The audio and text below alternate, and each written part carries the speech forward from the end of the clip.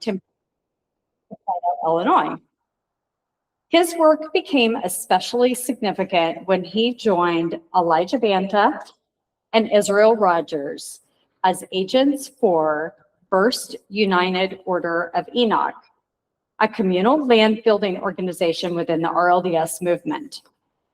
In 1871, the group helped purchase 3,300 acres in Decatur County, Iowa, forming the basis for what would become the Lamoni community colony.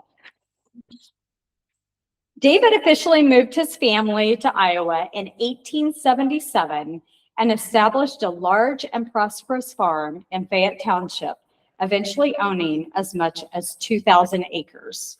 Can you imagine 2,000 acres in 1877 without pickup trucks or side-by-sides? Be very interesting to know how I did that. After moving into Lamoni in 1882, David expanded his financial leadership. He became one of the organizers of the State Savings Bank of Lamoni and served as its president until his death. He served on the Lamoni City Council and remained deeply active in RLDS church work, valued for his generosity and commitment. David died October 23rd, 1898 in Lamoni. He is buried at Rose Hill Cemetery, the very place his family helped establish. His legacy includes not only his extensive land contributions, financial leadership, but also the role he played in shaping Lamoni into a stable and thriving RLDS community. Rosalia Harvey Dancer. Perfect. Rose was born January 31st, 1833 in Lower Canada to Hiram and Nancy Harvey. When she was 5, her family relocated to Will County, Illinois, where she grew up. Rose married David in 1851 and became the mother of 5 children. Despite the heartbreak of losing 3 children, she remained a stabilizing presence in the family and community. Rose has long been associated with the founding of Rose Hill Cemetery in Lamoni. For decades, local tradition claimed she donated the land. However, historical research shows that in 1885, both David and Rose jointly sold 4 1/20 acres of land for the cemetery to local trustees, including Rose herself. Her inclusion as one of the trustees highlights her importance in early city affairs and her influence beyond domestic life. Her passing in 1894 ended more than 40 years of partnership with David, during which the couple played a central role in settling and building the Lamoni community. Anna Anderson Dancer. Anna Anderson was born September 30th, 1864 in LaSalle, Illinois. She moved with her parents, Andrew K. Anderson and his wife, to Decatur County, Iowa as a young child.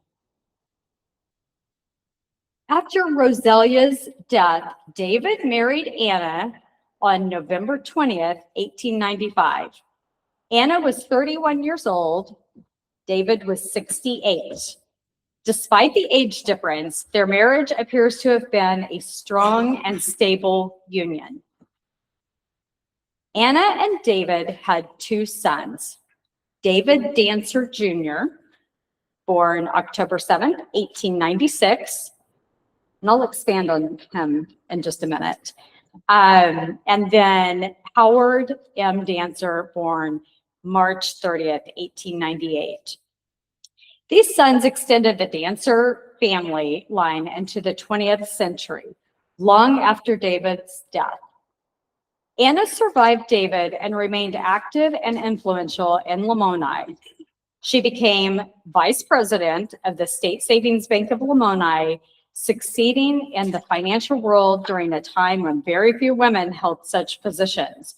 She was widely recognized for her business skill and financial acumen. Her continued leadership further cemented the Dancer family as pillars of the Lamoni community. David A. Dancer Jr.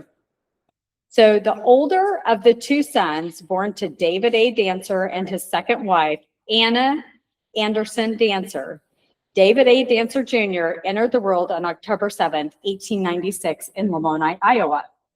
His birth came just 2 years before the death of his father in 1898, leaving him and his infant brother, Howard, to be raised primarily by their mother, Anna. Growing up in Lamoni, David Jr. was part of a respected and well-established family known for leadership in agriculture, business, and civic affairs. His mother's prominent role in the State Savings Bank of Lamoni, where she served as vice president after his father's death, meant that both David Jr. and his brother Howard grew up in a household where financial literacy, public service, and community involvement were everyday realities.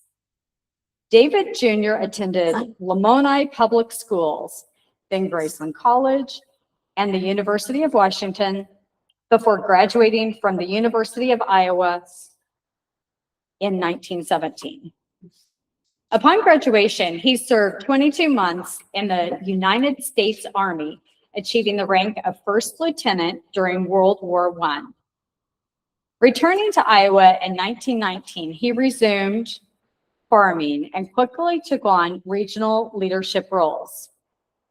He was the president of the Decatur County Farm Bureau, chair of the Lamoni Cooperative Creamery Association, and board member of the Farmers Grain and Seed Company, positions that placed him at the center of cooperative agriculture in southern Iowa.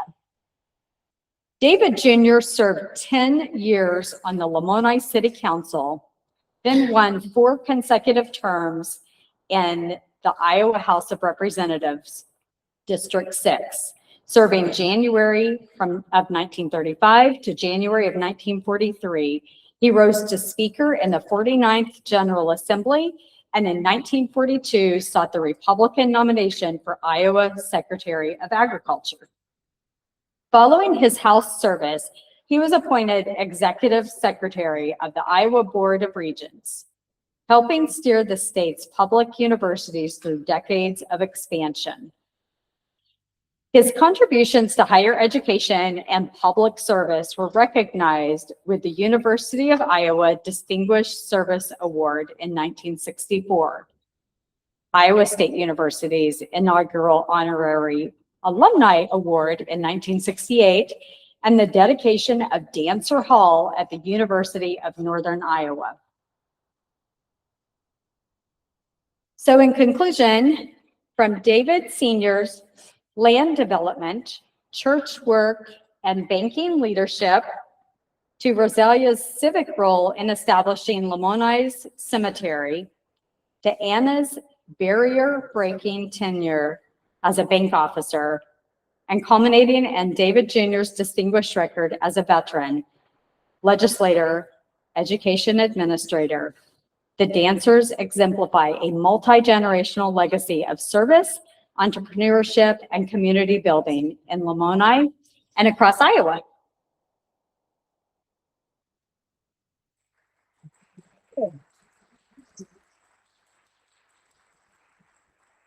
It's been very interesting going through the information. And this week when I was doing the research on it at the bank, I kind of have a drawer that has, you know, things about past banking. And so I got in that drawer, and I, about, I don't know, 5 to 10 years ago, there was a gentleman that stopped in the bank one day, not a customer, didn't know him, but he brought this to me. And I thought it was interesting at the time. But this week, when I pulled it back out and, you know, and talking about the dancers, I got to looking through it again and found the significance of it. And it's from 1905. And there's a picture of the bank in my slide. Can you put that back up there? That has a picture of, so it's the original bank building.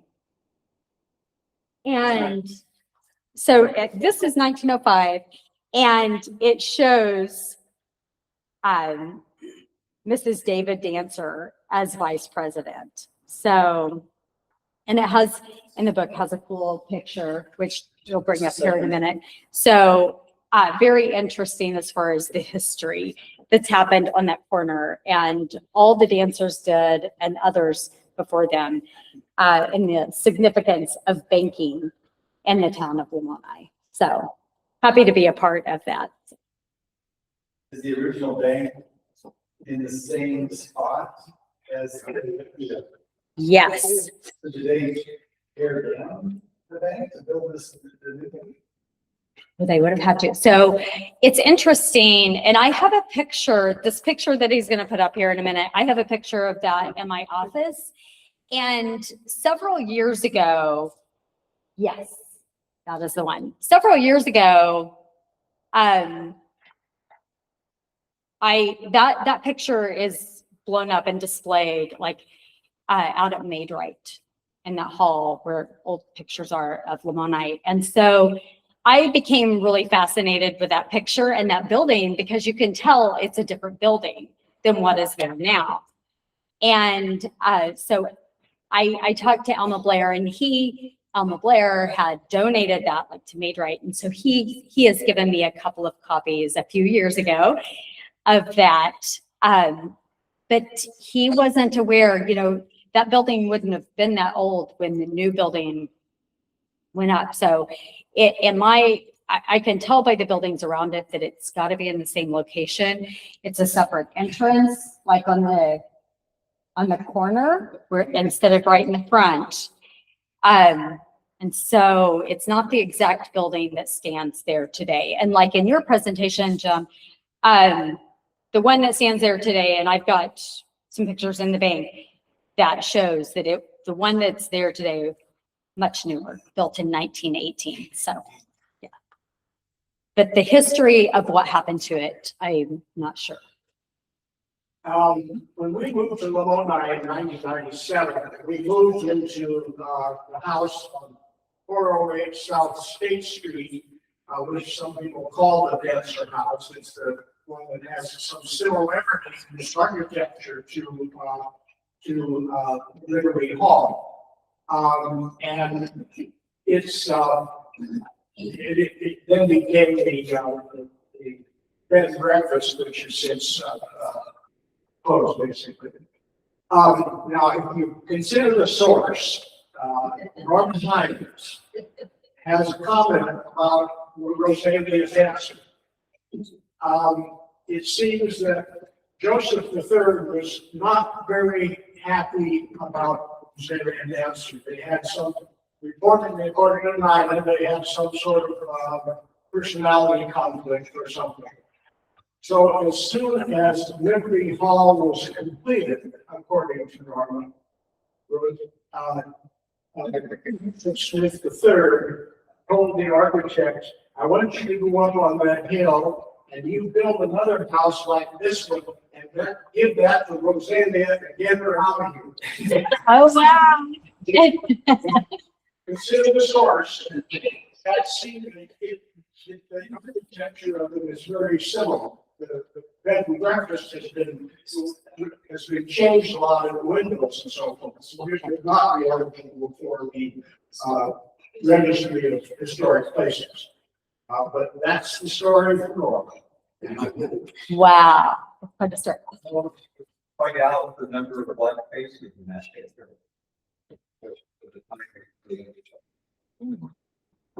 I would love to have known what was going on in Lamoni that day. It's very fascinating. What's going on? Yes. Yes. Serena some time in the story. Thinking of the money sold her own to deposits at the bank. While I was there, a farmer came in and very loudly he said, called Roberta Destin, who was a banker at that time. And he said, where is that scoundrel? I want to talk to him. And so he came from his office. And the farmer said, your people made a mistake on my bank account. And he said, I want to let you know that they do not make any mistakes. And he said, good, $500 a hand. Wait.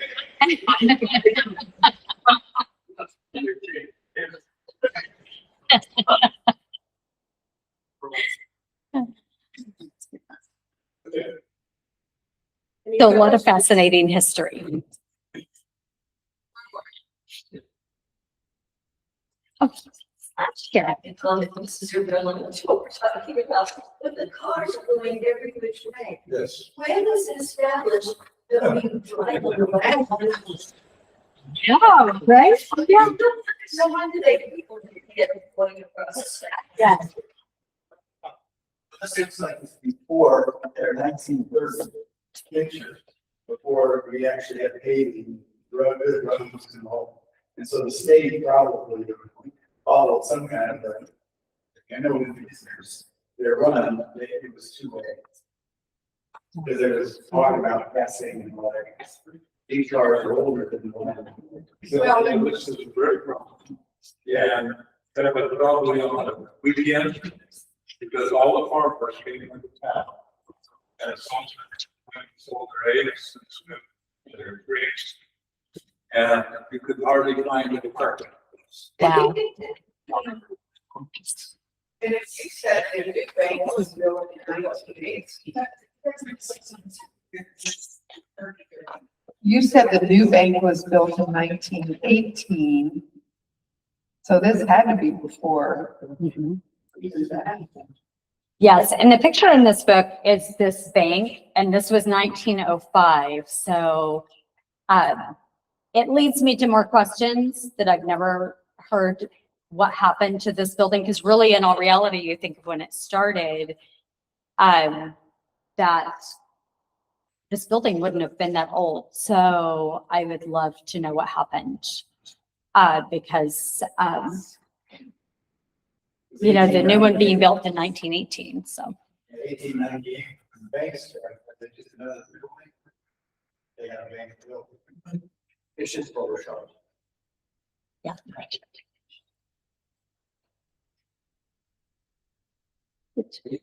Thank you very much. I would like to congratulate this lady for being a continuation of that heritage of lady in charge of this bank. To me, it's pretty remarkable that that tradition now has been going for over 100 years. Good job. Thank you very much.